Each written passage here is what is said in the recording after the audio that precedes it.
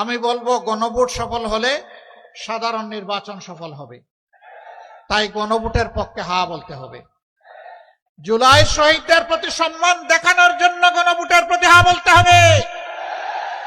আপনাদের বুকের সন্তান আবু সাইদ বাংলাদেশকে পরিবর্তন করে দিয়ে গেছে, গোটা বাংলাদেশকে উদ্দীপ্ত করে তার জীবন উপহার দিয়ে এ দুনিয়া থেকে সে চলে গেছে। সে আওয়াজ দিয়ে গেছে, হে বাংলাদেশ, তোমাদের হাতের তালুতে আর তোমাদের ঘাড়ের উপর, হাতের তালুতে আমার রক্ত, ঘাড়ের উপর আমার লাশ আমি উপহার দিয়ে গেলাম। অতীতের সরকারগুলার উপেক্ষা, উদাসীনতা, অবহেলা গোটা নর্থ বেঙ্গলকে মৃত্যুর দিকে ঠেলে দিয়েছে। নদী মরে যাওয়া মানে আমাদের মাটি মরে যাওয়া, আমাদের মাটি মরে যাওয়া মানে আমাদের রিজেকের দুয়ার বন্ধ হয়ে যাওয়া।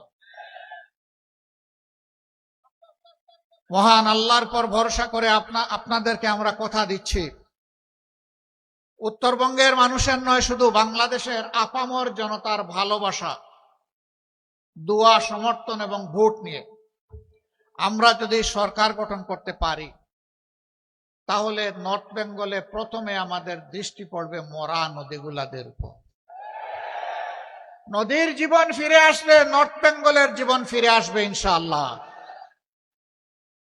আমরা গোটা নর্থ বেঙ্গলকে একটা কৃষিভিত্তিক রাজধানীতে পরিণত করতে চাই। তিস্তা মহাপরিকল্পনার পাশাপাশি নদীগুলাকে জীবন দেওয়ার মহাপরিকল্পনা নেওয়া হবে ইনশাআল্লাহ। আমরা কারো লাল চক্ষুকে ভয় করি না ভাই, আমরা ভয় করি শুধু আল্লাহ রাব্বুল আলামিনকে। কোন আধিপত্যবাদের ছায়া বাংলাদেশে আমরা দেখতে চাই না। অবশ্যই বিশ্বের সকল সভ্য দেশের সাথে আমরা বন্ধুত্বের সম্পর্ক চাই। আমরা প্রতিবেশীদেরকে আমাদের প্রতিবেশী হিসাবে দেখতে চাই। আমরা কারো উপর খবরদারি করতে চাই না, আর কেউ এসে 56,000 বাংলাদেশের উপর খবরদারি করুক তাও দেখতে চাই না। আমাদের কথা একদম পরিষ্কার। 54 বছর যেই শাসন, যেই রাজনৈতিক ব্যবস্থা, যে বন্দোবস্ত দেশবাসীকে ফেসিবাদ উপহার দিয়েছে, এই শাসনও আমরা আর দেখতে চাই না। আমরা চাই তার আমূল পরিবর্তন। সেই আমূল পরিবর্তনের সময়টা আপনাদেরকে দেশবাসীকে হাতছানি দিয়ে ডাকছে আগামী 12 তারিখ। একসাথে দুটি ভোট ইনশাআল্লাহ অনুষ্ঠিত হবে, গণভোট আর সাধারণ নির্বাচন। আমি বলবো গণভোট সফল হলে সাধারণ নির্বাচন সফল হবে, তাই গণভোটের পক্ষে হা বলতে হবে। জুলাই শহীদদের প্রতি সম্মান দেখানোর জন্য গণভোটের প্রতি হা বলতে হবে। আপনাদের বুকের সন্তান আবু সাইদ বাংলাদেশকে পরিবর্তন করে দিয়ে গেছে, গোটা বাংলাদেশকে উদ্দীপ্ত করে তার জীবন উপহার দিয়ে এ দুনিয়া থেকে সে চলে গেছে। সে আওয়াজ দিয়ে গেছে, হে বাংলাদেশ, তোমাদের হাতের তালুতে আর তোমাদের ঘাড়ের উপর, হাতের তালুতে আমার রক্ত, ঘাড়ের উপর আমার লাশ আমি উপহার দিয়ে গেলাম। আমাদের স্বপ্ন বাস্তবায়নে তোমরা শহীদদেরকে ভুলে যেও না। আমরা কথা দিচ্ছি, আমরা ভুলে যাব না ইনশাআল্লাহ। ওরা কি চেয়েছিল? ওরা চেয়েছিল একটা দুর্নীতিমুক্ত বাংলাদেশ, একটা বৈষম্য মুক্ত বাংলাদেশ, একটা ন্যায় বিচারের বাংলাদেশ, একটা আধিপত্যবাদ মুক্ত বাংলাদেশ, একটা উন্নয়নের বাংলাদেশ, একটা যুবকদের আকাঙ্ক্ষার বাংলাদেশ। রাস্তায় নেমে স্লোগান দিয়েছিল, উই ওয়ান্ট জাস্টিস। বুক পেতে দিয়ে বলেছিল, আমার অধিকার আমাকে দাও, নইলে আমাকে গুলি দাও। ডানা মেলে বলেছিল, বুকের ভিতরে তুমুল ঝড়, বুক পেতেছে, গুলি কর। গুলিকে পরোয়া করে নাই।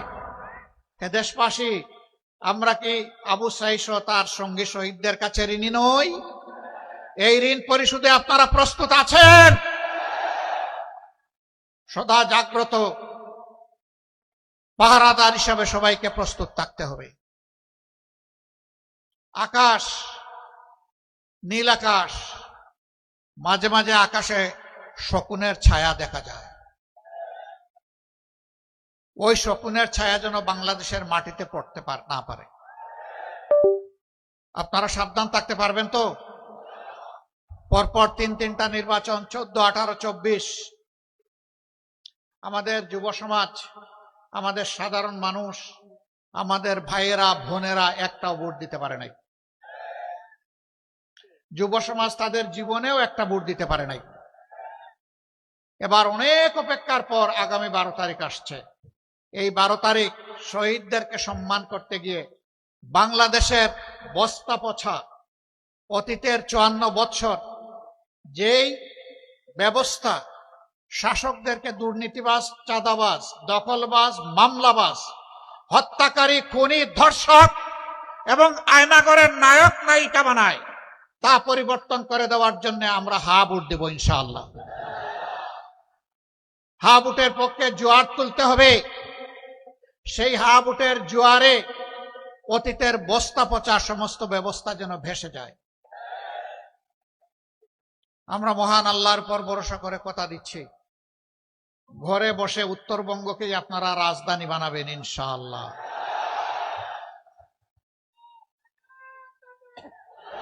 আমরা যুবকদের হাতে আমরা বেকার ভাতা দেব না। বেকার ভাতা বেকার তৈরির কারখানায় পরিণত হবে।